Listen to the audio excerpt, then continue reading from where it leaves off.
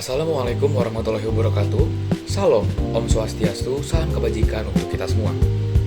Perkenalkan, saya Abzul Mahyar dengan NIM 400206256301000. Di tahun 2025 ini, kita hidup di tengah revolusi kecerdasan buatan.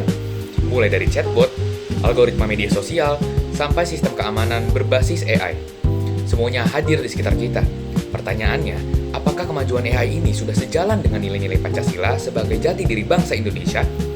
Dalam video singkat ini, saya akan membahas kemajuan teknologi AI dan etika digital di Indonesia dari perspektif Pancasila. Perkembangan AI di Indonesia beberapa tahun terakhir sangat pesat. Pemerintah, perusahaan, hingga startup mulai memanfaatkan AI untuk layanan publik, bisnis, pendidikan, dan hiburan. Namun di balik peluang itu, muncul masalah penting. Yang pertama, risiko penyalahgunaan data pribadi dan pelanggaran hak privasi. Yang kedua, penyebaran hoax, deepfake, dan manipulasi informasi yang bisa memengaruhi opini publik. Yang ketiga, potensi bias algoritma yang dapat merugikan kelompok-kelompok tertentu. Isu ini relevan karena masyarakat Indonesia semakin bergantung pada platform digital.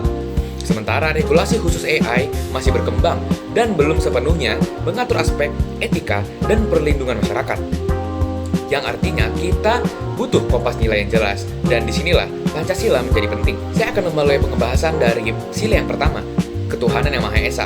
AI dan ruang digital harus menghormati nilai-nilai keagamaan dan martabat manusia sebagai makhluk Tuhan. Yang artinya, teknologi tidak boleh digunakan untuk penistaan agama, ujaran kebencian yang berbasis sara, atau konten yang merusak kerukunan. Platform digital dan pengembang sistem AI di Indonesia perlu memastikan algoritma mereka tidak mendorong konten yang memecah toleransi antar umat beragama. Yang kedua, kemanusiaan yang adil dan beradab.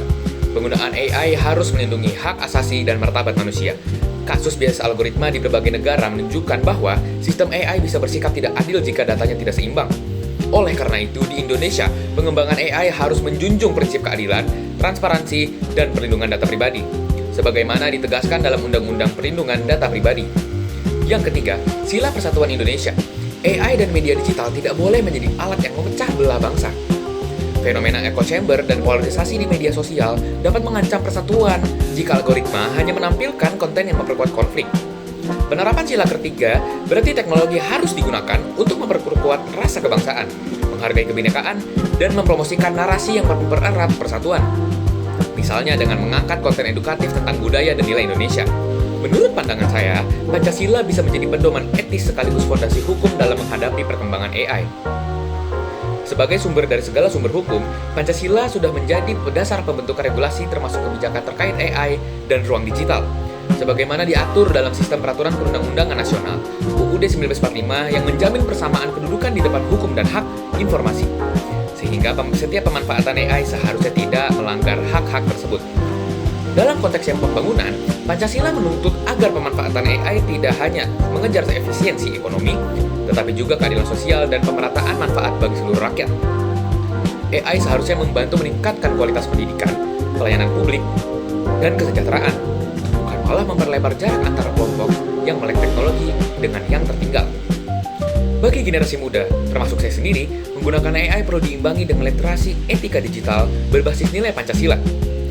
Ketika berpikir kritis sebelum menyebarkan informasi, menghormati martabat orang lain di lingkup online, dan memanfaatkan teknologi hanya untuk hal positif, bukan untuk merugikan.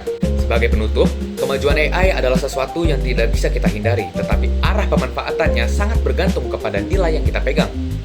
Jika Pancasila benar-benar menjadi dasar dalam pengembangan, regulasi, dan penggunaan AI, maka teknologi ini tidak hanya cerdas secara teknis, tetapi juga beradab dan manusiawi. Terima kasih atas perhatiannya. Saya akhiri. Wabillahi taufiq wal hidayah. Wassalamualaikum warahmatullahi wabarakatuh.